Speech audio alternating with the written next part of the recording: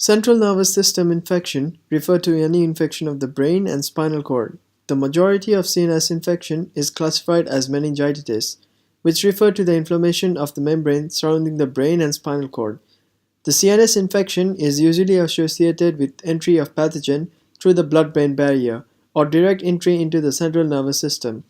The symptoms include severe headache, back pain, scare of light, stiff neck, fever, and paralysis. There are different pathogens responsible. One such is Neisseria meningitis, which is one of the most common pathogens for serotype B. As you can see from the statistical data, the number of notifiable cases of meningococcal has been decreased. This has been decreased because of effective treatment and proper identification techniques being implemented for diagnosis. CNS is sterile, so every pathogen detected is significant.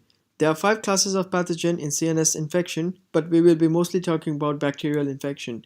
In this presentation, we will be talking about the methods conducted to identify the organism, results we got, and what does the results conclude to. Cerebrospinal fluid is usually received for the investigation of CNS infection. The first thing to do is microscopic examination, such as observing the volume, color, and turbidity of the sample.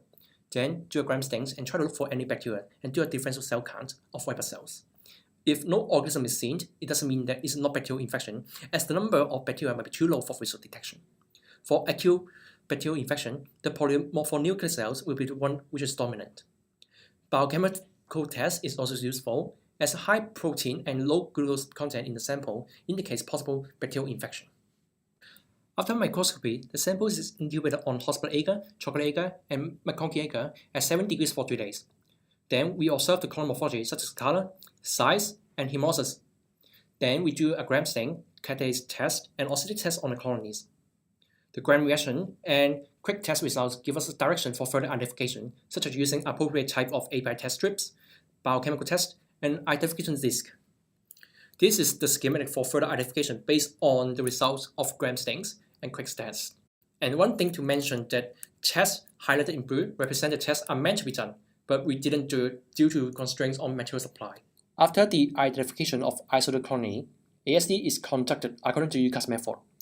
This is a summary of antibiotics used in the PrEP class. Special beta-lactamase tests need to be done on some species. For example, inducible beta-lactamase is tested on Enterobacteriaceae. Nitrosamine test is conducted on Neisseria meningitis and Haemophilus influenzae, as these species produce cephalosporinase.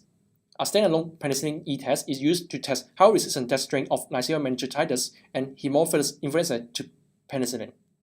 Now over here, we have metadichotomous key for the gram-positive CNS organisms used as our case studies in our practical. To identify Streptococcus, we did a gram stain to which we found it was diplococci and catalase negative, but we had to determine further what strains they were. To further identify the Streptococcus strains, it was streaked on a horse blood agar plate, and its hemolysis was determined. The plate with alpha hemolysis underwent an antigen test and an API-20 strep and was confirmed to be Streptococcus pneumoniae. For the Streptococcus that produced a beta hemolysis, a Lancefield test was done and showed the organism to be of group B, which directly linked it to Streptococcus agalactiae. For the gram-positive rod shown, we did a catalase test which was shown to be positive, and on horse blood agar it had a beta hemolytic reaction. It was also a facultative anaerobe. We then determined this organism to be of Listeria species.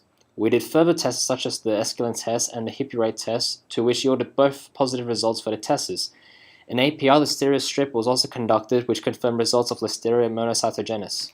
For our gram-negative organisms, we did similar steps as our gram-positive, but most of them had to undergo additional identification testing. To identify Neisseria meningitis, we did a gram stain and saw diplococci. On the plate, we determined the organism to be fastidious as it grew on both horse blood agar and chocolate agar in 5% carbon dioxide conditions, but not on McConkey.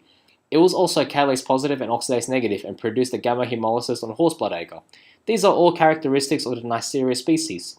To further determine the strain type, a sugar test was taken to which it showed positive results for both glucose and maltose, which pointed to confirmation of Neisseria meningitis. For the Escherichia coli case, the organism was grown in aerobic conditions. The gram stain of Escherichia coli was short and straight gram-negative rods. Because the organism grew equally well on McConkey and horse blood agar, was identified as a gram-negative rod, and was catalase positive and oxidase negative, it was suspected to be Enterobacteriaceae, and an API-20E was set up which confirmed the organism as Escherichia coli. Our last organism was Haemophilus influenzae. The gram stain was shown to be a gram-negative coccobacilli, catalase positive and oxidase negative, which were characteristics of the Haemophilus species. To determine the strain type, an X and V test was performed which showed growth on the X plus V combination. This confirmed the strain to be Haemophilus influenzae. A cytalism test was performed to confirm the growth of Haemophilus influenzae in the presence of an NAD and heme-producing organism such as Staph aureus. A nitrocephin test was performed to quickly determine the presence of beta-lactamase, therefore determining whether or not antibiotics such as penicillin will be effective on the organism.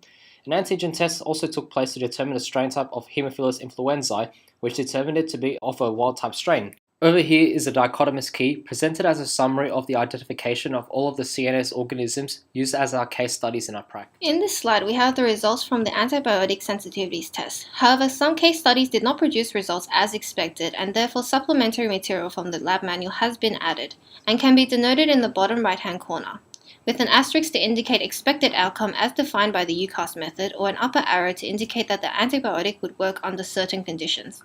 For example, the antibiotics marked for Streptococcus pneumoniae would be defined as sensitive and effective treatments for meningitis if the E-test for penicillin is under or equal to 0.06. It is essential that any antibiotic that is used to treat cases of CNS infection should be a bactericide and be able to cross the blood-brain barrier. Here we have a standard lab report for Escherichia coli, and here we have a standard doctor's report for the same organism. So in conclusion, the main area of infection for CNS is the meninges in the subarachnoid space. Causative organisms can vary from bacteria to prions, however all cases of infection require a cerebral spinal fluid sample. For bacterial infections, gram stains are taken with the sample, and all samples are cultured on horseblood, McConkey, and chocolate agars.